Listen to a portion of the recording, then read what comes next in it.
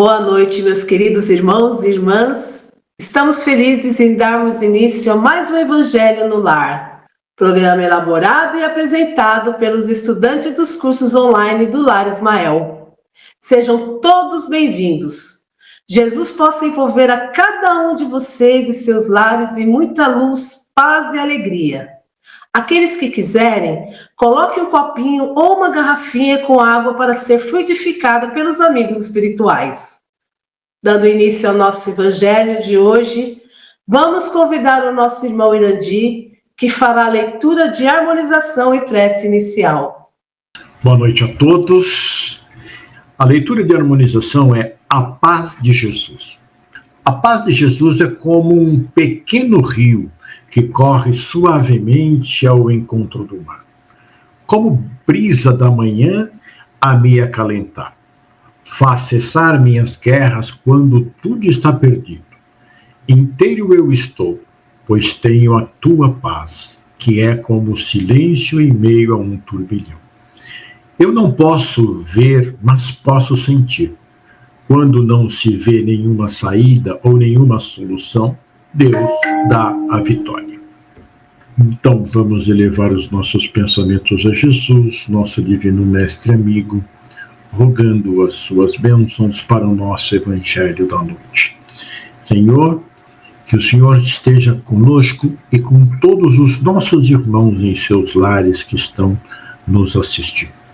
Que a tua paz faça com que todos os corações possam sentir a alegria do amor que tu expande para todos nós. Fica conosco hoje e sempre. Obrigada, Irandi. Já harmonizados, sentindo a presença de Jesus em nossos lares, através desses queridos amigos espirituais. Vamos iniciar a leitura do Evangelho segundo o Espiritismo, capítulo 23, Estranha Moral. Itens 9 a 13, não vim trazer a paz, mas a divisão. Não penseis que eu tenha vindo trazer paz à terra. Não vim trazer paz, mas a espada.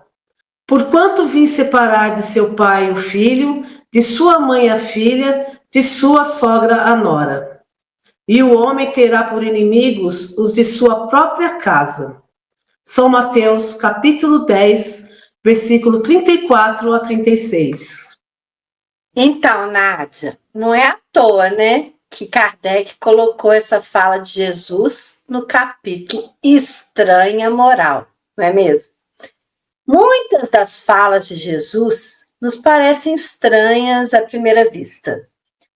Mas é claro que um espírito puro e perfeito como Jesus jamais cometeria um erro. Então, cabe a nós sabermos interpretar corretamente. E para isso, precisamos estudar e entender a sua mensagem. E eu acredito que a doutrina espírita veio com esse objetivo, o de nos esclarecer sobre muitas interpretações erradas feitas ao longo desses últimos 2000 anos. Como Jesus veio trazer a sua paz, a sua verdade, poderia dizer algo como: eu vim trazer a espada, com entendimento literal, não é mesmo? Mas então, o que Jesus quis nos ensinar aqui? Olha, Odila, a história mostrou essa verdade proclamada por Jesus. E ela teve início já na sua época. Houve uma grande divisão, porque havia uma aceitação submissa dos conceitos religiosos até então. Como seus ensinamentos aclaravam as mentes, principalmente dos mais simples, criou-se uma divisão forte nas famílias, nos círculos sociais, nas estruturas religiosas e políticas, havendo então uma separação dentro da própria família.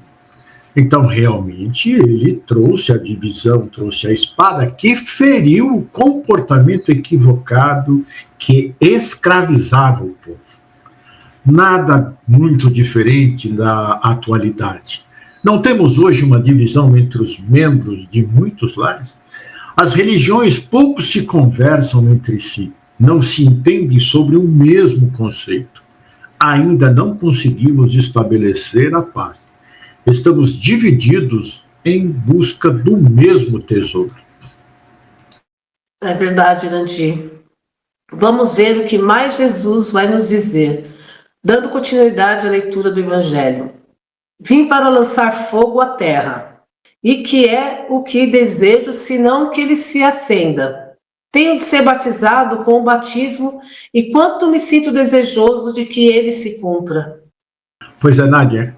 Veja só, Nádia e amigos, quanto mais rápido entendermos e praticarmos os ensinamentos de Jesus, mais felizes seremos.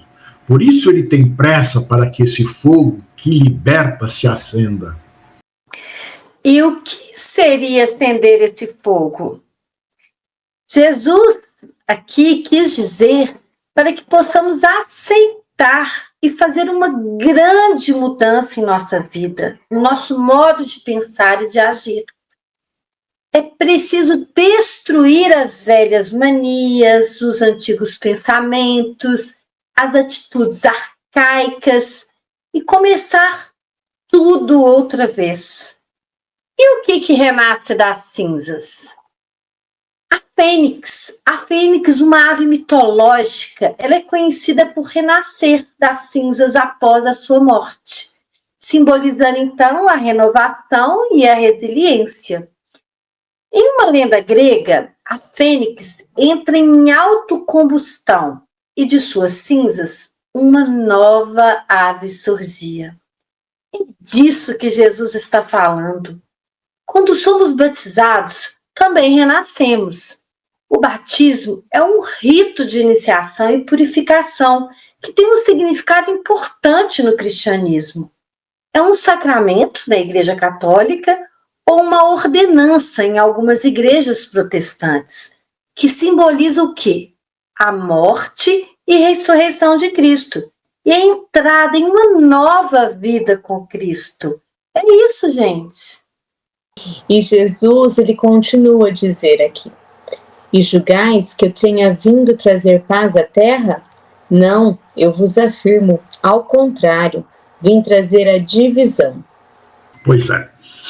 Ao estudarmos a vida de Jesus, vimos que a mensagem que ele trouxe batia de frente com a deturpação que fizeram da lei de Deus, criando um culto exterior, sem atentar para o conteúdo moral dessa lei.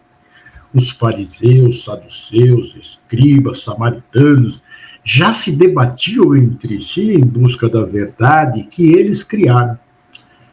Jesus, trazendo a lei de justiça, amor e caridade, ele abalou as estruturas de todos. Então, se havia uma divisão, ela ficou ainda maior. Por quê? Agora era o culto exterior, em que buscavam vantagens para si, contra o culto interior, que dizia sobre as verdades incorruptíveis, a moral que abranda o coração dos homens, o amor que une as criaturas independentemente de sua condição. Então, quem era a favor da escravidão, que abominava os gentios e dividiu a sociedade, relegando os pobres, bradaram alto contra aquele que disse que todos somos irmãos. E prossegue aqui Jesus dizendo: pois doravante, se acharem numa casa 5 pessoas, estarão elas divididas umas contra as outras, 3 contra 2 e 2 contra 3. O pai estará em divisão com o filho e o filho com o pai, a mãe com a filha e a filha com a mãe, a sogra com a nora e a nora com a sogra. São Lucas, capítulo 12, versículo de 49 a 53. Então, meus amigos, quando Jesus fala, eu não vim trazer a paz, mas a espada, ele estava pedindo para todos seguirem a boa nova, ou seja, o amor, a fraternidade, a resignação, a humildade. E eram questões difíceis para aqueles espíritos que estavam acostumados com privilégios materiais, ou seja, muito mais ligado à matéria do que ao sentido espiritual. Então, nesse caso, a espada vinha trazer a luta que cada discípulo deveria ter quando aceitasse a se modificar espiritualmente. Isso também serve para nós, ou seja, quando renunciarmos a algo que julgamos importantes, para dedicarmos esse tempo a Deus e para a prática da caridade e o amor ao próximo, sabemos que não vai ser fácil, mas temos que ter a força e a fé para seguirmos o caminho de Jesus. Nádia, não é fácil, porque dentro da nossa própria casa encontramos obstáculos. Olha o que Jesus disse em Mateus, capítulo 16, versículos 24 a 25. Isso na nova tradução da linguagem de hoje, tá, gente?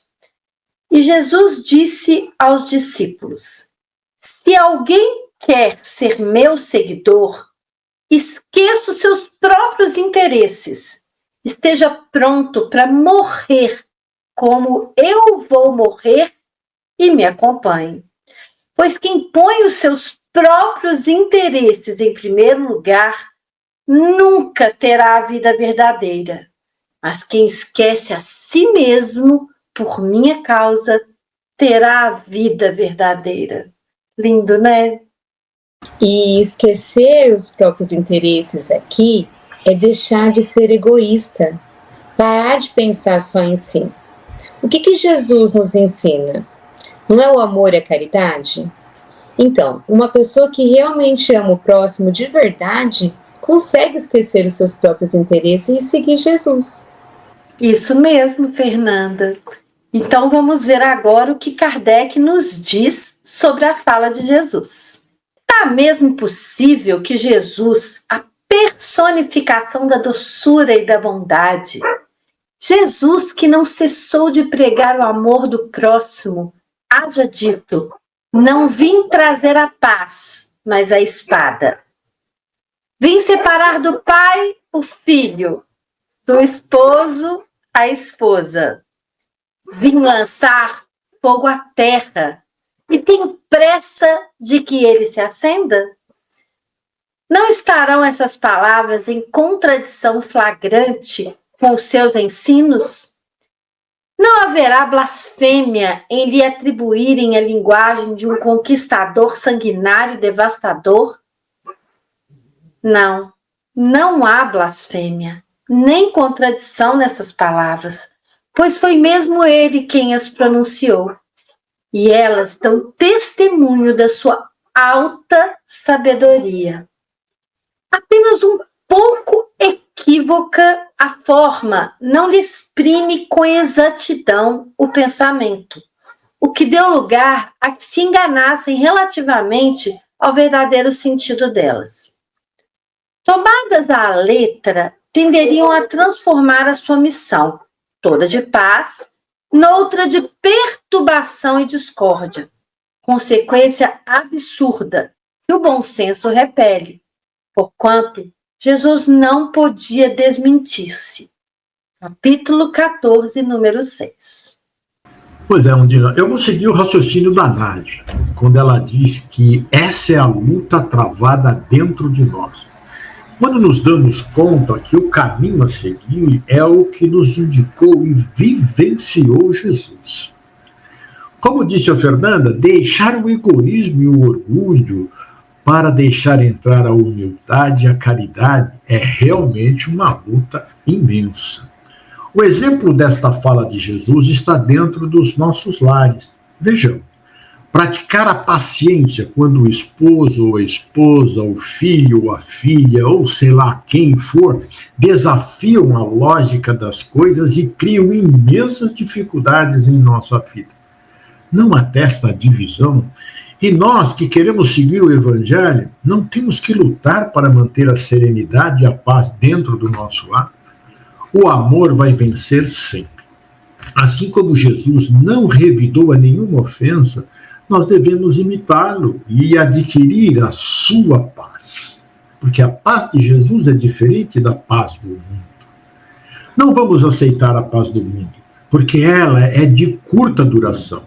Vamos trabalhar arduamente para termos a verdadeira paz, a que Jesus nos oferece. pois esta é eterna. Isso que você fala, Irandi, a gente acaba pensando, né? Ai, quero ter paz. Que paz é essa? Essa paz desse mundo aqui não é a verdadeira. Vamos dar continuidade à leitura do Evangelho. Toda ideia nova, forçosamente, encontra oposição e nenhuma há que se implante sem lutas. Ora, nesses casos, a resistência é sempre proporcional à importância dos resultados previstos. Porque, quanto maior ela é, tanto mais numerosos são os interesses que fere. Se for notoriamente falsa, se a julga isenta de consequências, ninguém se alarma.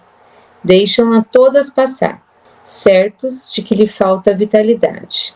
Se, porém, é verdadeira, se assenta em sólida base, se lhe provém futuro, um secreto pressentimento adverte os seus antagonistas de que constitui um perigo para eles e para a ordem de coisas cuja manutenção se empenham.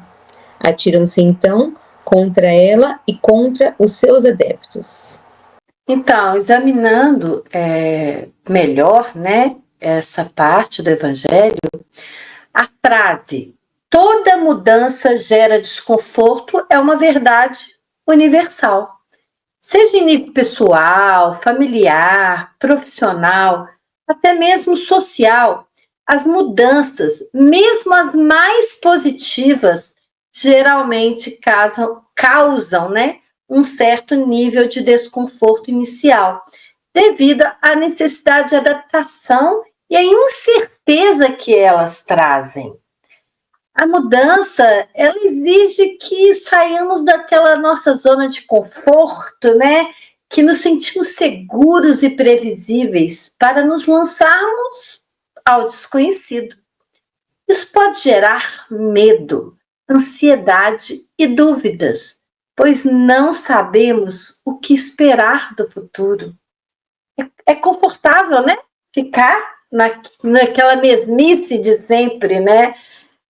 Mas é fundamental entender que a mudança, ela é um processo natural e que o desconforto faz parte dele. Ao aceitarmos a mudança e encararmos o desafio com positividade, podemos superá-lo e alcançar novos patamares. Aquele povo sofrido ansiava pelo seu Salvador há muito tempo, mas foi difícil para muitos deles acreditar que Jesus era o tão esperado Messias. Foi só após a sua morte e a sua ressurreição que os discípulos saíram a pregar com aquela certeza de que os ensinamentos do Mestre eram realmente verdadeiros. Pois é, né? Foi bastante difícil para os discípulos, né? Mas a partir de ficar 40 dias com o Espírito de Jesus, então aí eles, né, entenderam tudo direitinho e começaram a sair a pregar e ver a beleza que é nós vivermos Jesus. Mas vamos dar continuidade à leitura do Evangelho. Assim, pois, à medida da importância dos resultados de uma ideia nova se encontra na emoção que o seu aparecimento causa, na violência da oposição que provoca, bem como no grau e na persistência da ira de seus adversários. Então, Irandi, uma mudança radical nos valores de uma sociedade, ela pode desencadear violência devido à instabilidade social, a perda daquela referência e a dificuldade de adaptação. A violência, ela pode surgir quando a mudança ela é abrupta e não há uma transição gradual e consciente para novos valores, ou quando aqueles antigos valores são rejeitados de forma drástica, sem que haja uma compreensão dos novos valores que se pretende adotar. Muitos esperavam, gente, um Messias literalmente armado, com um grande exército para destruir aqueles soberanos, né, da época. E aí, né, gente, chega um homem humilde, pacífico, que cura as doenças, que só fala de amor e de perdão. Eles não estavam esperando por isso.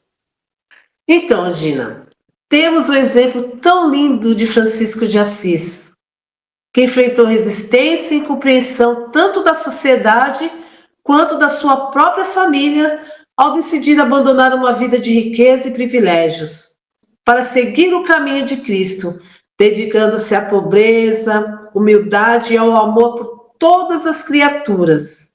Essa escolha radical por uma vida em harmonia com o seu evangelho gerou muitos conflitos, mas também transformou vidas e inspirou muitos a seguirem o seu exemplo. Assim como Jesus, Francisco de Assis deixou uma mensagem. O caminho espiritual pode ser desafiador e que a verdadeira paz vem da transformação interior, mesmo que isso signifique enfrentar divisões e dificuldades. Dando continuidade, então, à leitura do Evangelho, Jesus vinha proclamar uma doutrina que soloparia pela base os abusos de que viviam os fariseus, os escribas e os sacerdotes do seu tempo. Imolaram-no, portanto, certos de que, matando o homem, matariam a ideia. Esta, porém, sobreviveu, porque era verdadeira. Engrandeceu, porque correspondia aos desígnios de Deus e nascia num pequeno e obscuro burgo da Judéia. Foi plantar o seu estandarte na capital mesma do mundo pagão, à face dos seus mais encarniçados inimigos, daqueles que mais porfiavam em combatê-la, porque subvertiam crenças seculares e que eles se apegavam muito mais por interesse do que por convicção. Lutas das mais terríveis esperavam aí pelos seus apóstolos. Foram inumeráveis as vítimas. A ideia, no entanto, avolumou-se sempre e triunfou, porque como verdade sobrelevava as que a precederam. Como eu disse no início, a história mostrou a grande separação e luta que houve porque um homem que era esperado falou e viveu o amor como jamais alguém havia falado ou vivido. Ainda hoje, defendendo os nossos interesses, as nossas convicções arcaicas, deixamos de lado as oportunidades de adquirirmos o verdadeiro tesouro que ele nos ofereceu. Mas não adiantou tê-lo matado. O verbo continuou e a verdade triunfou. Oxalá estejamos nessa luta buscando a cada dia ir destruindo o orgulho e o egoísmo em nós, que são os verdadeiros inimigos que atrapalham o nosso progresso e, consequentemente, a nossa paz. Sigamos com Jesus, com coragem e fé.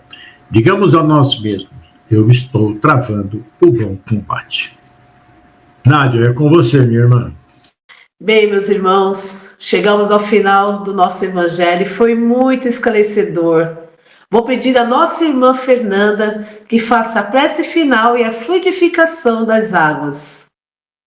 Querido Mestre Jesus, que possamos, depois desse evangelho, que foi esclarecedor, realmente seguirmos o caminho de Jesus, travando a nossa luta interior.